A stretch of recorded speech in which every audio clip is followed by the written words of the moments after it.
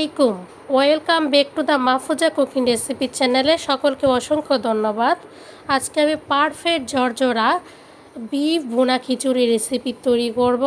চলুন সে মূল রেসিপি চলে যাচ্ছি। আমি 2 কাপ মেজারমেন্ট কাপের 2 কাপ মোট 500 গ্রাম পোলাও চাউল নিয়েছি, আর মেজারমেন্ট কাপের 1 কাপ মুগ ডাল নিয়েছি, আর 1 মুঠো নিব মুসুরি ডাল। আমি এটাকে ভালো মতন মিশিয়ে ডাউল চাল একসাথে মিশিয়ে ধুয়ে ভালো মতন ছাঁকনিতে ঝরিয়ে রাখবো।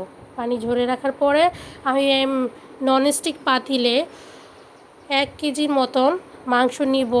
তারপর পেঁয়াজ কুচি, হলুদ, মরিচ, ধনিয়া, জিরা, গরম মশলা, এলাচ, দারচিনি, তেজপাতা এবং রসুন আদা পেস্ট এবং পরিমাণ মতন লবণ দিব।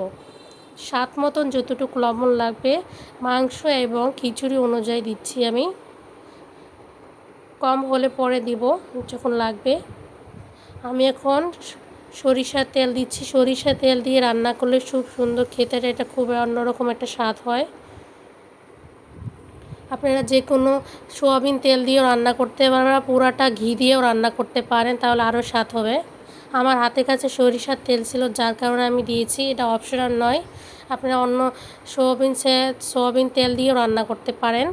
আমি এটাকে এখন চুলার মধ্যে সাথে সাথে দিয়ে দেবো, কোনো আলাদা করে রাখবো না এটাকে।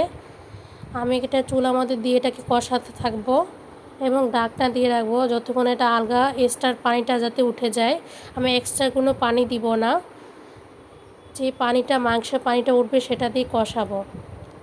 আমি বেশি হাই হিটে কষাবো না, মিডিয়াম হিটে কষাবো, যাতে মাংসটা 70-80% মতো সিদ্ধ হয়ে যায়।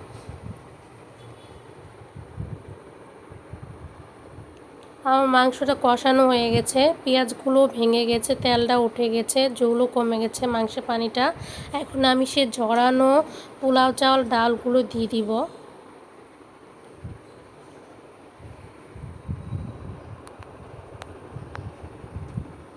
এখন দিয়ে আমি হালকা একটু ভাজবো, বেশি ভাজা লাগবে না, কারণ আমি গরম পানি দিব। গরম পানি পরিমাণ মতন যে চাউল ডাউল এবং পরিমাণ মতো যদি পানি দেন, তাহলে পানি পারফেক্ট যদি হয় তাহলে আপনার খিচুড়িও অনেক ঝরঝরা হবে। এখন আমি মেজারমেন্ট কাপে 5 কাপ পানি দিব। আমি 500 গ্রাম পোলাও চাউলের জন্য হাফ কেজি পোলাও চাউলে আমি 4 কাপ পানি দিয়েছি, আর 1 কাপ ডাউলের জন্য দিয়েছি। আমার পানির পরিমাণটা ঠিক হয়েছে, আমি গরম পানি দিয়েছি। আপনার চেষ্টা করুন গরম পানি দিতে, তাহলে আপনার ঝরঝরা হবে, আবার তাড়াতাড়ি ফুটে যাবে এবং তাড়াতাড়ি সিদ্ধ হয়ে যাবে। আমার লবণও ঠিক আছে, সব কিছু ঠিক আছে, আমার কাছে কিছু লাগবে না, পানির পরিমাণ ঠিক আছে। আমি এখন 4-5টা কাঁচামরিচ ভেঙে দিচ্ছি, আর কয়েকটি কাজু বাদাম দিচ্ছি। আপনারা যে বাদামটা অপশনাল নয়, নাও দিতে পারেন। আমার কাছে কাজু বাদামটা দিলে ভালো লাগে, তার জন্য আমি দিয়েছি। এই সময় আপনারা ঘিও দিতে পারেন, না ঘি আসে না হাতের কাছে না থাকলে অল্প একটু সরিষার তেল দিলেও এটা সুন্দর ঘ্রাণ হয়।